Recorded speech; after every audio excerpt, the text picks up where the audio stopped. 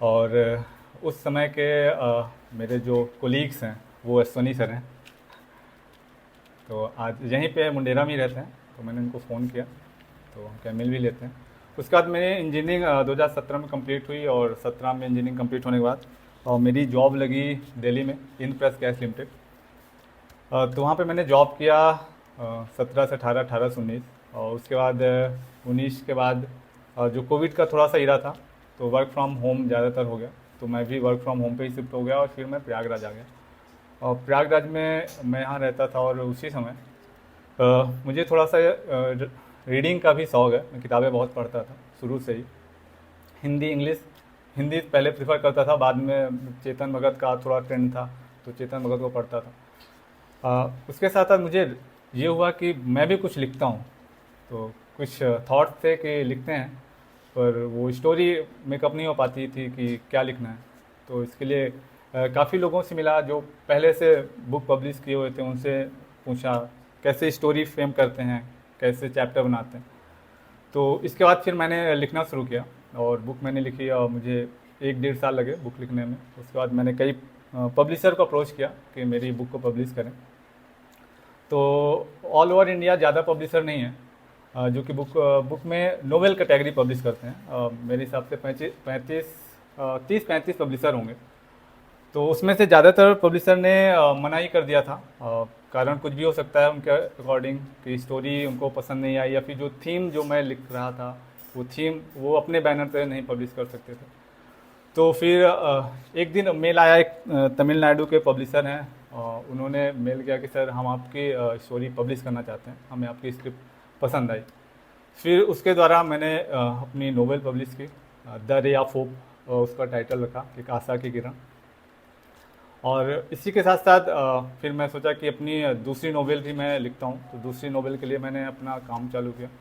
और साथ साथ कोविड की राह में एक बहुत बड़ा इंस्पिरेशन था मेरे लिए, लोगों का स्ट्रगल देख के, कि लोग रोटी के लिए कैसे तरस रहे हैं। जो अच्छे वर्क में थे उन लोग को तो खाने के लाले पड़ गए थे, जो लोग होमलेस हैं या फिर पुअर हैं तो उनकी तो बहुत बुरी हालत थी। तो किसी तरह इधर उधर भटकते रहते थे कि कोई कहीं पे खाना खिला रहा हो तो हम खा लें। तो उसी समय से दिमाग में आया कि इनके लिए कुछ करते हैं।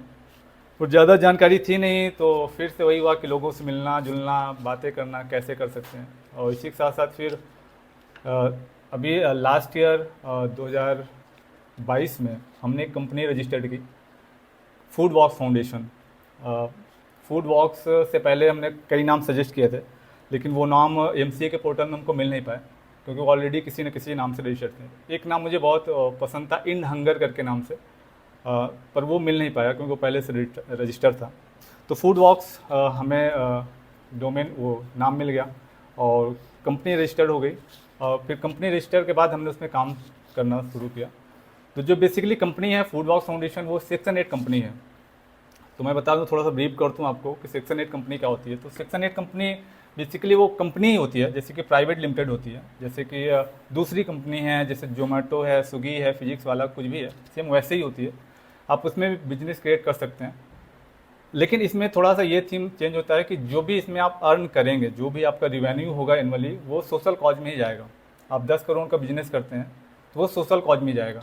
वो आप स्कूल बनवाइए, लोगों को खाना खिलाइए, या फिर कुछ भी करिए। तो इसी थीम पे ये कंपनी है। और कंपनी के आज शायद 1.5 साल होने वाले हैं, और अभी तक इसी साल से हमने शुरू किया है प्रयागराज में, कंपनी के ही थ्रू। और थोड़ा सा आर्मी के कर्नल हैं, उनके सपोर्ट से आज हम डेली 150 लोगों को खाना खिला रहे हैं। तो 150 वो कौन से लोग हो सकते हैं? वो प्रयागराज के वो लोग हैं जिन्हें आप भीख मांगते हुए देखते हैं, या फिर पत्थर गिरजाघर के पास लेटे हुए देखते हैं, या फिर बस स्टैंड के पास आप सोते हुए देखते हैं। ये जितने भी लोग हैं इनको हम खाना खिलाते हैं, वो खाना फ्री में खिलाते हैं। तो खाना खिलाने का प्रोसेस ये है कि खाना हमारे किचन में बनता है, जो कि किचन हमारा है चौपटका के पास, और वहाँ से खाना हम पैक करके कभी कभी दिन में और कभी कभी हम रात को 11 बजे ये खाना लेकर लोगों के पास पहुँचते हैं, उनको डिलीवर करते हैं। और रात में 11 बजे खाना खिलाने का मोटिव ये था कि हम थोड़ा सा रिसर्च भी कर रहे थे इसके साथ साथ, कि क्या सच में लोग भूखे हैं या फिर ऐसे ही हमें दिखते हैं। क्योंकि बहुत सारे ऐसे न्यूज़पेपर में या फिर ऐसे चीज़ें रिवील होती हैं कि भीख मांगने वालों का बंगला है, कई करोड़ों का बिजनेस है। तो इस मेरा भी ऐसा विचार था। तो इसके लिए हमने थोड़ा रिसर्च बेस किया और 11 बजे खाना लेकर हम जब भी जाते हैं तो मेरा पर्सनल अनुभव है कि अभी तक कोई ऐसा नहीं मिला जो कि सो रहा हो और जिसे हमने कहा हो कि आप खाना खाएंगे, उसने हाँ कहा हो, हाँ करने के बाद उसने जो खाना खाया वो बहुत ज़्यादा खाया, मतलब वो सच में भूखा था, वो सिर्फ टेस्ट लेने के लिए खाना हमसे नहीं मांगा। इसका मतलब बहुत सारे ऐसे लोग हैं जो कि आज भी हमारे प्रयागराज में भूखे हैं। तो इसी को लेके हम इस कंपनी को डेवलप कर रहे हैं और इसमें काफ़ी हद तक हमने काम किया है। अब हमारी कंपनी इस स्टेज पे पहुंच गई है कि हम इसमें फंडिंग दूसरों से इन्वेस्ट करवा सकें, दूसरों को बोल सकें, क्योंकि कोई भी कंपनी आपको मालूम है वो फाउंडर और उसके सीईओ और एमडी नहीं चलाते हैं, और उसकी कंपनी चलाते हैं उसके इन्वेस्टर, जो इन्वेस्ट करते हैं वही कंपनी बनाते हैं। फिजिक्स वाला रातों रात इतना बड़ा बना है सिर्फ इस वजह कि उसके इन्वेस्टर बहुत जल्दी मिल गए, क्योंकि उसकी रीच बहुत ज़्यादा है। तो हमारा टारगेट है हम इन्वेस्टर लाएं और कंपनी में इन्वेस्ट करें, और हमारा थीम ये है कि हम 3 चीज़ें इसमें ले रहे हैं, जिसमें है हंगर, फूड वेस्ट और हेल्थ। तो हंगर हमारा थीम है कि हंगर और फूड वेस्ट हम साथ में लेके चल रहे हैं कि अगर हम फूड वेस्ट को कम कर पाते हैं तो जो हंगर है, जो भुखमरी है अक्रॉस द इंडिया, उसे हम कम कर पाएंगे। फूड वेस्ट में शायद आप लोगों को पता भी हो कि हम जितना फूड प्रोड्यूस करते हैं एनुअली, उसका 40% फूड वेस्ट में जाता है। मतलब 100% का 40% जो फूड है वो डस्टबिन में जाता है। अब डस्टबिन में जाने का मतलब ये नहीं केवल घरों से जाता है, ये बहुत सारा खाना शादियों से जाता है, रेस्टोरेंट से जाता है। इसके पहले भी जब ये ग्रेन्स के फॉर्म में होते हैं तो ये फार्मर के यहाँ जब होता है तब भी ये वेस्ट में जाता है। दैट मीन जब तक ये खेत में है तब तक तो ठीक है, उसको हम वेस्ट में नहीं इंक्लूड कर रहे हैं, लेकिन जब ये फार्मर के यहाँ आता है तो ट्रांसपोर्टेशन में, पैकिंग में बहुत सारा अनाज वेस्ट जाता है। तो हमारा ये है कि हम रीच कर सकें गांव तक और वहाँ पर कुछ ऐसा कर सकें ताकि वहाँ पे अवेयरनेस के माध्यम से या फिर कुछ ऐसा शुरू करके वहाँ पे फूड वेस्ट कम कर सकें।